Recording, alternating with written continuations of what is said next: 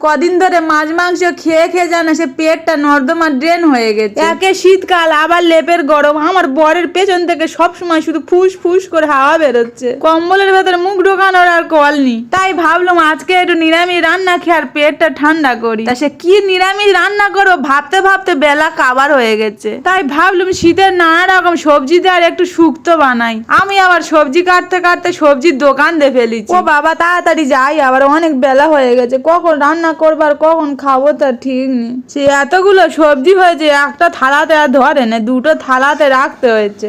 আবার রান্না করতে এসে মনে পড়েছে আমি তো জীবনে শুক্তো রান্না করিনি, ওই জন্য বরটাকে রান্নায় ভেজে দিচ্ছি। ও রান্না করতে পারে কি আবার শোনা হয় না, যা পারে করুক গে বাবা, ভালো হলে ভালো আর খারাপ হলে খাবার টেবিলে ধরে ঠুকে দিয়ে। দেখতে তো পাচ্ছি কোমরে গামছা বেঁধে জোর কদমে শুক্তো রান্নায় লেগে পড়েছে। রান্নাটা কিরম হবে তার ঠিক নেই, তো সেই সবজি ভাজতে ভাজতে আমার এক বোতল তেল সব শেষ করে ফেলেছে। পুরো মাসের তেল মনে হয় সব শুক্তো রান্নায় চলে যায়। এই দেখ এ তেল আর হয় না, শুধু সবজি গর্ত করে করে তেল মারতেছে।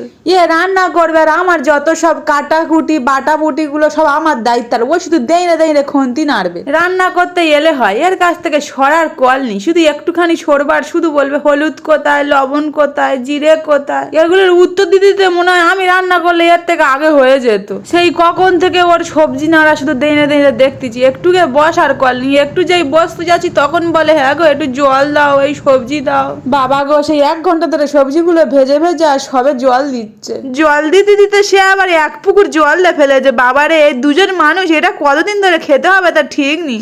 হ্যাঁ বাবা ভাজা মশলা আর ঘিটা দেওয়ার পর না গন্ধে ঘরটা ম করতেছে। বাবা সে শুক্তের গন্ধে আমার হাফ পেট ভরে গেছে, ভাত খাবো কি করে তার ঠিক নেই। আমার বরের আজকে বন্ধুদের সঙ্গে পিকনিক আছে, ও খাবে না, তাই আমি একা খেয়ে নিচ্ছি। অনেক খিদে পেয়েছে, আমি কোথায় গাপ গাপ করে একটু খাবো শান্তিতে, ও শুধু পিছন থেকে এসে বলে আমার 1 গাল দাও, আমার 1 গাল দাও।